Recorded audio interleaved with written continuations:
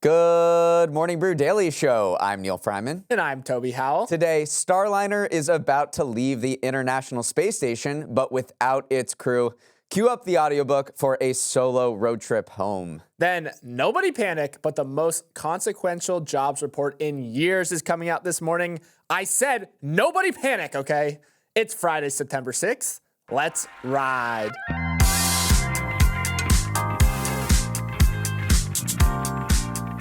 The NFL season started up last night with Taylor Swift and the Super Bowl champion Kansas City Chiefs defeating the Baltimore Ravens in a nail-biter. But let's be honest, the only teams anyone seems to care about these days is their fantasy football teams. Toby, how is yours looking? Well, Neal, my team stinks. Yahoo gives you a little grade after the draft that it generates via AI, and I got a D-. So now I have a bone to pick with the entire artificial intelligence community because of how mean it was. How dare you criticize Toby's tip-top team like that? Toby's tip-top team. That is your name? It's not my finest, which is why I actually went and asked our production crew what some of their team name was for inspiration. And our producer Ray's team name is Sittin' Purdy, very clever, Brock Purdy. And then our executive producer Emily Millar's team's name is Je ne sais quoi, which is a play off the Eagles' new running back, Go Birds. But Olivia Graham, our social producer's team name, was my favorite. She said, I don't know what you guys are talking about. I've never played this game. I don't understand the obsession with it. Go away. I have work to do, which is a little long, but I like where her heart is at. Now let's hear a word from our sponsor, Mass Mutual. Saving for retirement is just one piece of the pie when it comes to planning your financial future. Your 401k might be the filling of your pie, but there's more to it than just stashing money away. Saving for retirement is crucial, but securing your financial future involves more than just putting money aside. You gotta bake the crust too, make your money work for you in the long run so you're not just saving, but also growing your financial foundation. There's a strategy behind making a delicious pie, not just a piggy bank mentality. And MassMutual's financial professionals are there to help you craft your pie, one that's designed to build and protect your wealth over time, helping ensure your financial future is solid. It's more than just saving. It's about setting up for long-term success so you can eat more pie, of course. Well, now I am hungry. Whether you're just starting out or looking to enhance your current strategy, visit massmutual.com and see how they can help you secure a stronger financial future. Apologies to Sabrina Carpenter, but the Bureau of Labor Statistics' latest jobs report is likely going to be the hottest drop of the summer. That's because the employment numbers published this morning at 8:30 a.m. Eastern will go a long way towards determining the Fed's policy decisions, aka when and how big rate cuts should be. The reason why this particular report has everyone so jittery is that there has been some signs of a shaky labor market in recent months. Previous reports leading up to the August numbers have given us, one, a massive downward revision of previous counts, and two, a jump in the unemployment rate, pushing joblessness to levels higher than it was pre-pandemic, which brings us back to today. Wall Street is expecting 161,000 jobs to be added in August, and the unemployment rate to tick slightly downwards to 4.2%. Neal, if you were a betting man, are we beating expectations? Well, the caveat here is that not even Jerome Powell, the Fed chair, knows what these numbers are going to be. My hunch is that they will come in at the target or a little better than the target. And the reason is there are indications that last month's whopper of a job report, I mean, it led to a huge market sell-off and sparked recession fears, was a bit of a fluke. The unemployment rate rose to 4.3%, but economists poured through the data and showed that a lot of those who were unemployed or who were laid off were temporarily laid off due to bad weather. There was a Hurricane Beryl, and there were tornadoes and extreme heat across the Southeast and the West. And previously, when we saw a surge in temporary layoffs, the next month bounced back even bigger. So there is some signs that we could see a bounce back from those temporary layoffs. Another factor adding to that higher unemployment rate could be that the denominator of unemployed people got bigger because of a surge in immigration, people looking for work, and the unemployment rate takes into account people who are new to the labor force and looking for work. So for those two reasons, there are some signs that last month's terrible jobs report was a bit of a fluke, but if it comes in lower than expected, then you could see a major sell-off in markets. The Fed could cut rates more than expected in September, and we could be throwing around that R word again. Right. When that surge in temporary layoffs does happen, it typically reverses in the next report, which again is why we are paying so much attention to it, even more so than Sabrina Carpenter's latest album, because if that isn't the case here, then that's when the alarm bells start to ring. It's interesting too, because a lot of people are looking to this jobs report to get a hint of to what the Fed's next policy decision will be. Is it going to be a normal rate cut of just 25 basis points? Is it going to be a jumbo rate cut of 50 basis points? So that's what's confusing. If the numbers come in really soft, then it makes a jumbo cut more likely. So maybe that could cause the market to react bullishly. I don't know. This is all just speculation at this point. But that said, the Fed really hasn't reduced its benchmark rate by a half point, that what I call the jumbo rate cut, since the early days of COVID. So this jobs report will go a long way towards determining if we are going to return to some of those more drastic rate cutting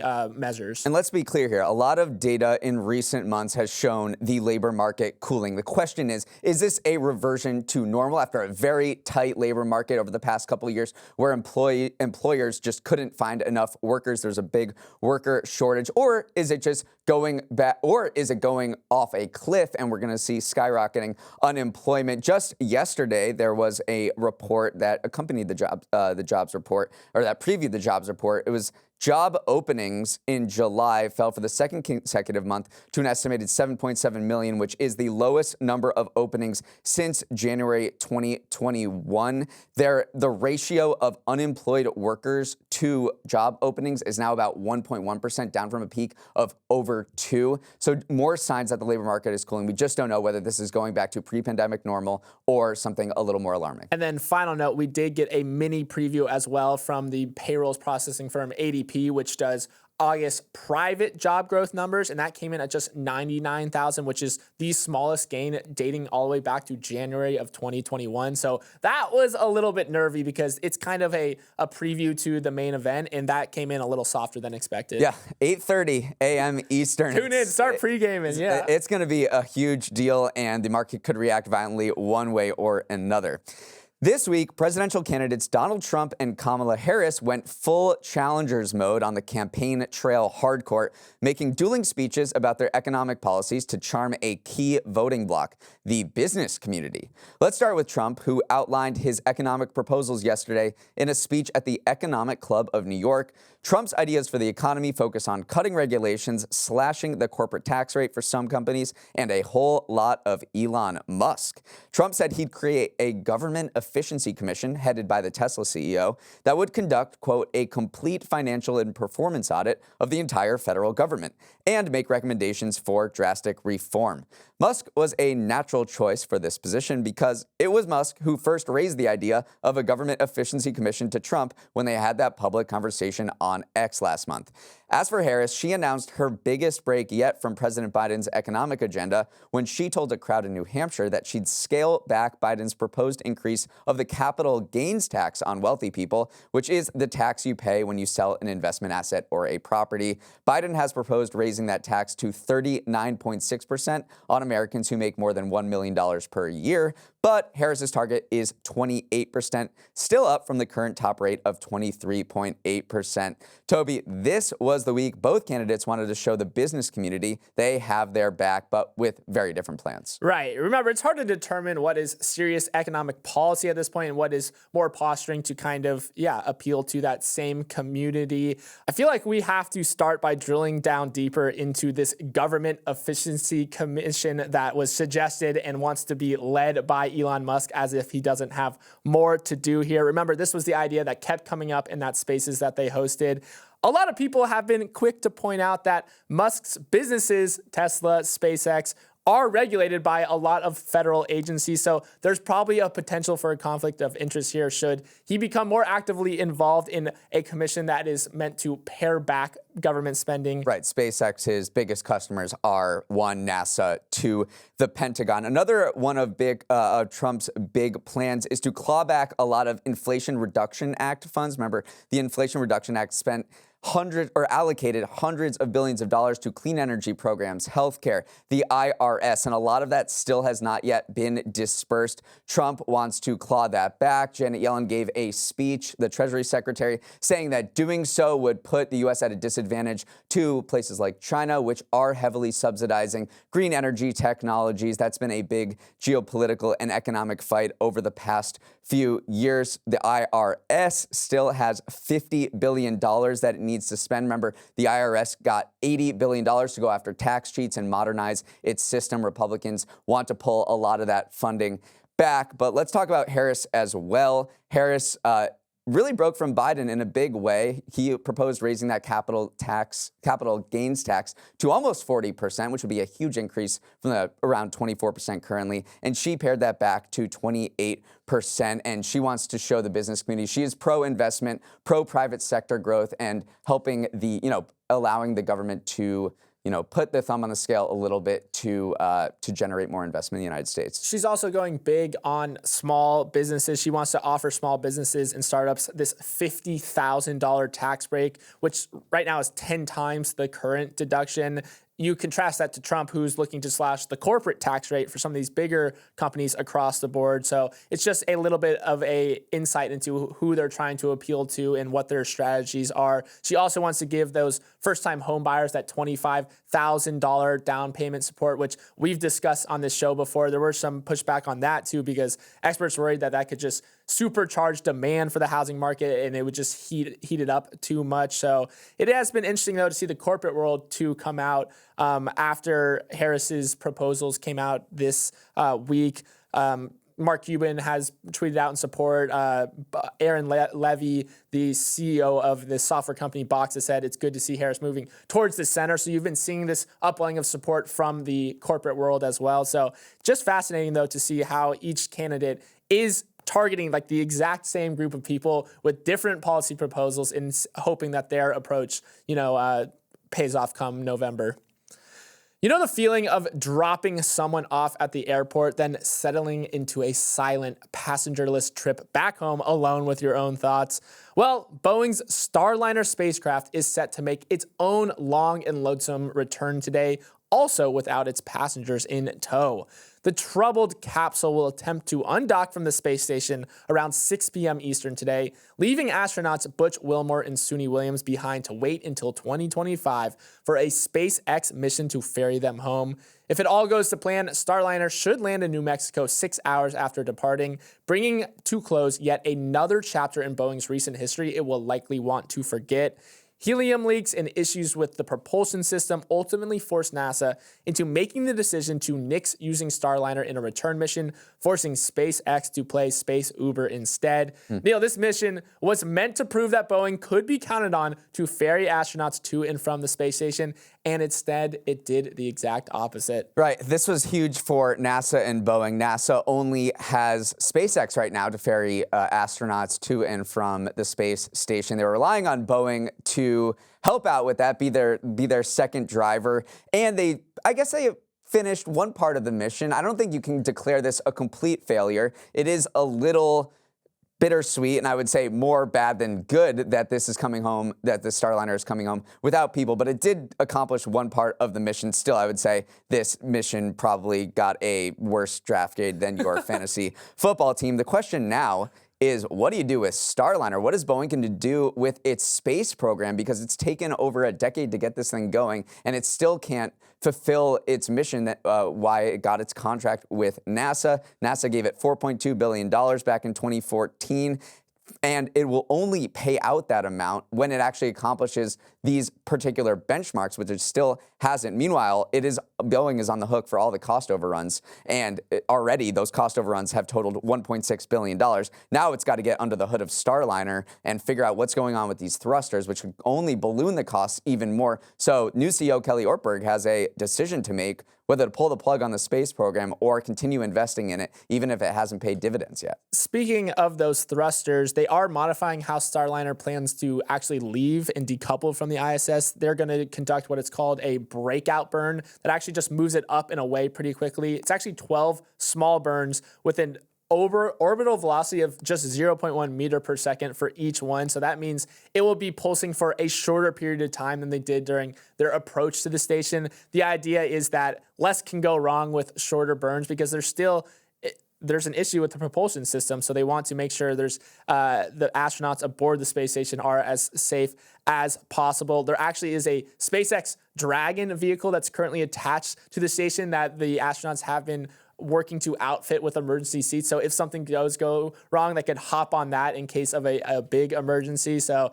it's just a lot of people I've seen on social media say, why is no one talking about the fact that 2 astronauts are still up on the space station right now? I know we've been doing our part here, but yes, this is the plan to finally decouple Starliner, send it home. It will be bittersweet because if it makes it home, then probably it exemplifies that it could have taken the astronauts home, but the end of just another chapter that Boeing wants to erase from the history books. It has not been a solid space mission for them so far. Up next, a novel writing organization really boofed it when it comes to taking a stance on AI. The term NaNoWriMo means absolutely nothing to you now, but in the next 3 minutes, you'll learn what NaNoWriMo is and why it's at the center of a massive artificial intelligence controversy. NaNoWriMo is shorthand for National Novel Writing Month, an organization that challenges wannabe writers to write 50,000 words of a novel about the length of The Great Gatsby in the month of November. The idea is that putting some structure and gamification around fiction writing, you'll leave the month with a first draft of a novel, no matter the genre. Seems like a cool idea, but NaNoWriMo is facing heated backlash from the writing community because of its position on AI. In a post published online last weekend, the organization said it wouldn't condemn the use of AI for writing submissions because categorically rejecting the technology would be classist and ableist. Their argument is that generative AI technology could help people who are disabled or without financial means to access writing more easily, leveling the playing field with their more privileged peers. This did not go over well with authors who've watched AI companies rip their copyrighted works without permission or payment to train language models. 4 people left the nonprofit's board, a sponsor dropped out, and writers all over the globe shared their disgust with NaNoWriMo. Toby, taking the position of AI can produce novels for a writing challenge is not a popular one in these circles. If you had a short list of creative communities you do not want to upset, novelists are at the top because boy, can they craft some lethal insults. So this science fiction writer, Daniel Jose Older, who stepped down from the board, wrote, "Your heinous reconfiguring of language used to fight actual injustices into a shield to cover transparently business-based posturing is unforgivable," and then called his position on AI vile, craven, and unconscionable. Again, that is some good non-AI generated insults right there, saying that, I mean, come on, we are seeing through what you're doing right now. You are trying to come across as maybe overly politically correct here, trying to take these stances against injustices that don't probably exist in the writer community. A lot of disabled writers came out and said, you are treating us like we cannot create work on par with an abled person. So a lot of people just saw through it and said, this is not the approach to take here. But they doubled down. I mean, after all of this backlash came, they updated their post and didn't really change a language that avoided condemning AI, but they did add a phrase that said they acknowledge that there were bad actors in the AI space who are doing harm to writers and who are acting unethically. Doesn't seem like that has quelled the outrage over what they originally said. But I think this just speaks to the general unease and disgust that writers and creatives have around AI and the use of AI and these companies just ripping off their works. There's a current lawsuit going through the courts right now with George R.R. Martin, Jonathan Franzen, Jodi Picoult, other authors who have sued ChatGPT maker OpenAI for copyright infringement for just basically taking their novels online and just training ChatGPT with it. And we've seen this go across a bunch of other creative media, from music to movies to writing as well. So there is just a widespread backlash to anybody who would appear to endorse what the AI companies are doing. They did not read the room. Like skinny jeans, silly bands, and wearing your backpack with one strap, vaping is the latest high school trend that is appearing to fall out of favor with the youths. The number of teenagers who reported using an e-cigarette in the last year has fallen from its peak 5 years ago to its lowest level in a decade. In an annual government survey of schools across the nation, less than 8% of high school students said they vaped in the past month. Compare that to the peak years of 2019, when more than a quarter of students say they were ripping a Juul in the bathroom between classes. Brian King, the director of the FDA's tobacco division, called this year's numbers a monumental public health win. And Neal, this does feel pretty monumental. The youth seemingly have turned on their vapes. Yeah, so why is this happening? Why are we seeing such a huge decrease? There could be a couple of factors. There have been a big crackdown on Chinese exports of disposable flavored vapes. Teens say that 90% of the vapes they use are these flavored fruity ones. And so if you can get those out of the market, then that will probably lead to a decrease in use. And Elf Bar, which is the brand that is the most popular among teens, use of it fell 36% after the FDA sent warning letters to retailers and other distributors of these vapes saying this is illegal. Like, we have banned these types of Chinese imports, so you can't sell them. And it appears like they stopped putting them out for people to buy. They also ran a bunch of public health campaigns online. One of their campaigns actually won an award for how effective it was. So it seems like the public health messaging, the crackdown by the FDA on getting rid of these Chinese disposable vapes seems to be working. Meanwhile, there is the rise of Zyn is something that maybe is contributing as well. Juul is out, Zyn is in, a little bit more discreet than Juul's. No plumes of vapor coming out of your face, no tobacco either. That being said, though, this U.S. survey showed that only 1.8% of teens are using these lip pouches, which is largely unchanged from last year. But you just have to look. Money talks. Philip Morris, the owner of Zyn, is full steam ahead in increasing production in the United States. They have plans to invest over $230 million to expand production at a plant in Kentucky. So it could just be a shifting consumer habit at this point. But clearly something has shifted in the way that teens are approaching vaping. And, you know, it is a good thing. Like, you don't necessarily want teens vaping in school. So to see that number fall from over 25% to under 8% is a big public health win. Like Big Mama's House 2, a sequel is coming that nobody asked for. Billy McFarland, the fraudster behind Fyre Fest, told the Wall Street Journal that Fyre Fest 2 was definitely happening. 100% absolutely for sure happening. He claims he's already secured backing from a production company, a talent management agency, and a U.S. festival operator. And he's also even sold some tickets to some truly adventurous souls. McFarland is hoping that by putting on a successful Fyre Fest 2, he can make everyone forget what happened during his first attempt.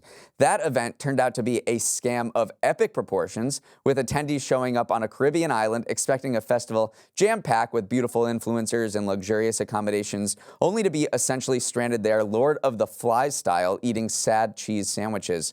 Fyre Fest has since become a common phrase used to describe any type of scam or disaster, while McFarland was sentenced to 6 years in prison and ordered to repay $26 million to the investors he defrauded. After being released from jail in 2022, McFarland has tried to redeem his reputation and, more importantly, for his newfound freedom, raise money to pay the investors he owes. Toby, do you think Fyre Fest 2 is actually going to happen, or should we have learned our lesson and not believe anything this guy says? I mean, fool me once, shame on you. Fool me twice, shame on me. I think I'm ready to get fooled again here. I don't hate his logic, because saying if I screw this up, I'm done forever, so you might as well trust me this time.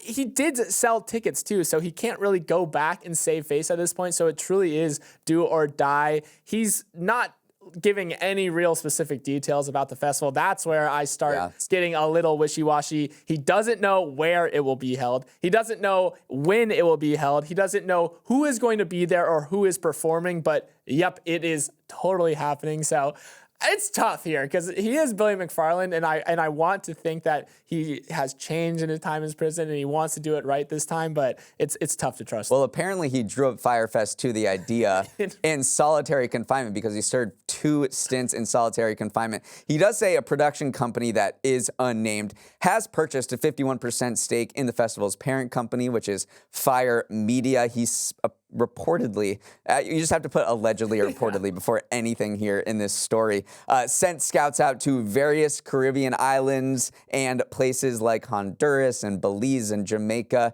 to scout out locations. And the Wall Street Journal did interview the owner of the Coral View Beach Resort in Honduras, on a Honduran island of Utila. And he said that he's been talking to this production company, and they're legit. This guy's been in business for 20 years, and he's like, yeah, I wouldn't be talking to Fyre Fest to Billy McFarland if he didn't sign on this production company that is legit in this space. So, but the reason that I think this has to happen is he owes $26 million, and he needs to like make some money and get a job. He has an advertising agency. He goes on podcasts. He does amateur celebrity boxing matches for a couple thousand here and there, but it's $26 million. He needs to put on a pretty big event to claw that back. What's tough, though, is that it's not a great time for festivals in general. I mean, remember, Burning Man tickets weren't selling this year. Bonnaroo attendees didn't really have a great time at Bonnaroo. Coachella had all these technical issues and also saw their slowest ticket sales in almost a decade. So not exactly the great time to be jumping into the festival business, but I don't think Billy cares about any of that because he is motivated by that $26 million looming over him. If he can actually figure this out, I expect people to buy tickets. Yeah, people will do it just for the novelty. Yeah. There'll probably be a bunch of content creators to go and say, I went to Fyre Fest too, just to make content. So I'm not worried about him selling out. I'm just worried that this thing actually exists and it's not just a figment of his imagination. Let's wrap it up there. Thanks so much for starting your morning with us. Have a wonderful Friday and an even better weekend. Go Birds. For any feedback, questions, or comments on the show, send an email to morningbrewdaily@morningbrew.com. We would also love if you shared Morning Brew Daily with your friends and family. That way, you wouldn't have to explain what NaNoWriMo means to them. And if you're not sure of who to share it with, Toby will help you out. I want you to share it with someone who you'd fittingly go to Fyre Fest too with. You need a ride or die person there by your side, so send this podcast to that person. Toby, would you go to Fyre Fest too with I me? think we already agreed to it even before the show, so yes, I'm in. Okay, let's roll the credits for the one final time this week. Emily Milliron is our executive producer. Raymond Liu is our producer. Olivia Graham is our associate producer. Uchenna Ogu is our technical director. Billy Menino is on audio. Hair and makeup is in New Mexico to welcome home Starliner. Devin Emery is our chief content officer, and our show is a production of Morning Brew. Great show today, Neal. I wish you all well.